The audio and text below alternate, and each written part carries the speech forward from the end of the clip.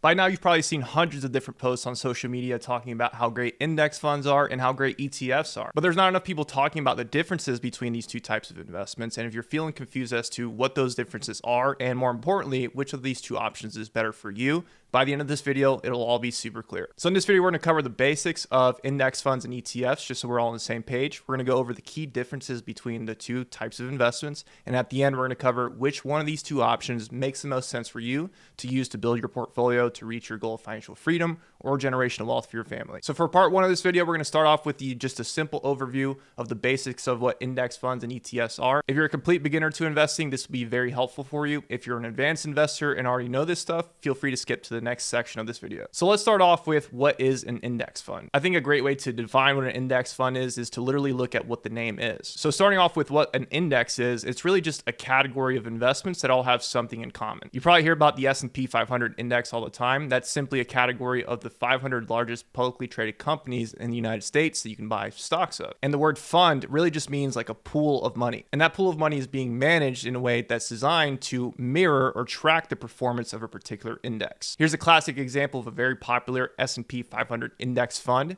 This fund is designed to mirror the growth or the performance of the S&P 500 index over the long run. As you'll notice, an index can have several index funds that are designed to track or mirror the performance of that index. FXAIX is just one example of a popular index fund for the S&P 500. Okay, so moving on to what is an ETF. ETF is an acronym and it stands for Exchange Traded Fund. Let's break that down like we did with the index fund. Exchange really just means a place where people go to buy and sell investments. You may have heard of like the New York Stock Exchange. That would be a great example. And then again, the word fund in this case meaning a large pool of money that's being managed in a certain way. And similar to index funds, most ETFs are designed to mirror the performance or growth of a particular category or type of investment. Here we're looking at an example of one of the most popular ETFs in the world. This is VOO by Vanguard. This is an S&P 500 ETF, meaning that this is a fund, an exchange traded fund designed to mirror the growth or the performance of the S&P 500 index over the long run. Before we move on to the differences between index funds and ETFs, let's do a quick overview of the main similarities between index funds and ETFs. In a lot of cases, many index funds and ETFs will have very low fees tied to them, which makes them a very popular choice for investors. And in a lot of cases, many index funds and ETFs are designed to do the exact same thing, which is to mirror the growth or performance of a particular index or type or category of investment.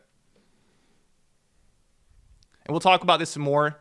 We'll talk about this more in this, and we'll talk about this some more in, and we'll talk about this point some more throughout the video, but in general terms, both index funds and ETFs are considered tax-efficient investments, or in other words, tax-friendly investments. All right, so now let's move on to the key differences between index funds and ETFs. There's several ways that index funds and ETFs are different, but in this video, we're going to keep it high level and we're going to focus on a couple different areas. One of those being the differences in how you can buy or sell these investments, their different levels of tax friendliness or tax efficiency, how simple or not simple it is to set up automatic purchases of index funds or ETFs, and then lastly, access and availability to these types of investments. So starting off with the differences in how they trade, or in other words, the differences between how you can buy and sell these different types of investments. One key thing to understand about index funds is most index funds are actually mutual funds. And most mutual funds can only be bought or sold at what's called their net asset value, which is just a fancy way of saying their closing price at 4 p.m. Eastern when the stock market closes. So generally, even if you place an order to buy or sell shares of an index fund while the stock market is open, in a lot of cases, you won't see that order actually go through until 4 p.m., which is when the stock market closes. The key difference with ETFs is many ETFs actually trade just like stocks, meaning that you can buy and sell them at any point in time throughout the trading day. It's beyond the scope of this video, but with ETFs, you can also buy them on margin or short them,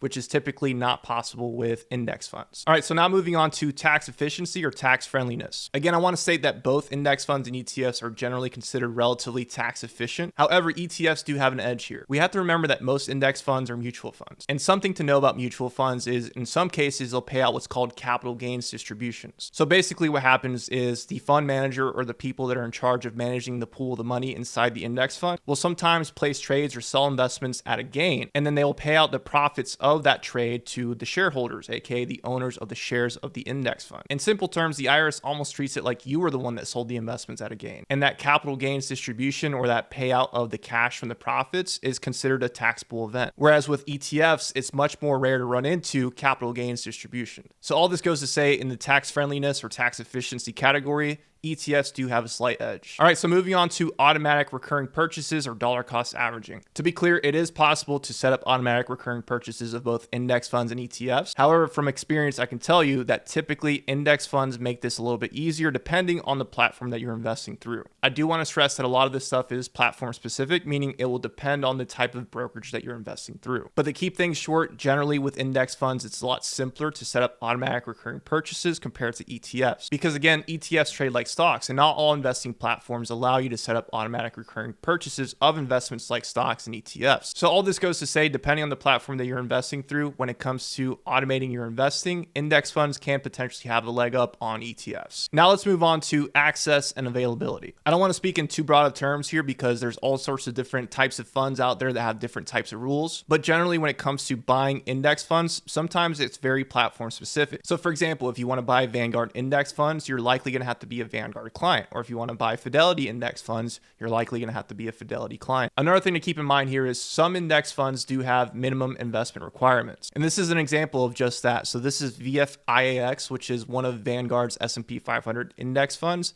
And you can see here the minimum investment for this fund is $3,000. Shifting over to ETFs, you can generally buy ETFs on any platform that allows you to buy them. So for example, you can be a Vanguard client and still invest in Charles Schwab ETFs. And this can also be platform dependent, but in a lot of cases, ETFs have very little to no minimum investment requirements. For example, on some investing platforms, VOO has a minimum investment requirement of $1. So now that we know what index and ETFs are and we understand the key differences between the two, it's time to now answer the question, which one is best for your specific situation. Before we go into some of the details, I just want to be very clear in saying that you can be successful whether you use index funds or ETFs to build your portfolio. It's just a matter of nuance and personal preference. But generally speaking, the people who benefit the most from index funds are usually people who are buy and hold investors, not day traders or not swing traders or not people that are placing trades constantly throughout the trading day. Usually people that value simplicity and automation find a lot of value in index funds as well. And that goes hand in hand with people that tend to value convenience over flexibility. And lastly, because they are generally considered less tax-friendly than ETFs, index funds can make more sense to own inside of retirement accounts compared to taxable brokerage accounts. As far as who benefits from ETFs, buy and hold investors also can benefit. If your aim is to mirror the growth or performance of a particular type of investment or index, ETFs or index funds can help you do this. However, if you are someone that does more active trading inside of your portfolio throughout the trading day and that's important to you,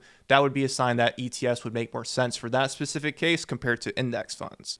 If you're someone that values tax efficiency more than convenience and simplicity, ETFs could also make sense. That also goes hand in hand with people that value flexibility and control. And lastly, because they are considered slightly more tax efficient than index funds, an argument can be made that ETFs can benefit investors that invest inside taxable brokerage accounts more. So we've gone over a lot in this video. It's time to put it all together. Index funds or ETFs can be a simple, easy way to build a solid long-term investment portfolio to help you get on track with your goal of financial freedom or generational wealth for your family. Whether you pick one route or the other is not necessarily what's going to make you successful. What's going to make you successful are the things that we talk about all the time in this channel and the things I talk about all the time with my clients and students. Your asset allocation, how much you're funding your accounts, whether or not you have a financial plan, avoiding emotional mistakes, and so on and so forth. The question as to whether index funds or ETFs are better for your specific situation is a matter of personal preference and nuance. I just want to emphasize again, you could be successful going one way or the other. You just want to give some careful thought to your specific situation and tax picture as well. Next steps from here are, if you're watching this and you found this valuable and you're thinking about either learning how to start investing, or maybe you've been investing for 10 plus years now, but you're not really sure that you're on track with your goals and you need some guidance and you need some help, what I'm doing right now is I'm offering a free one-on-one financial consultation for my YouTube subscribers. That's an opportunity for us to sit down, help me answer some of the top questions you have around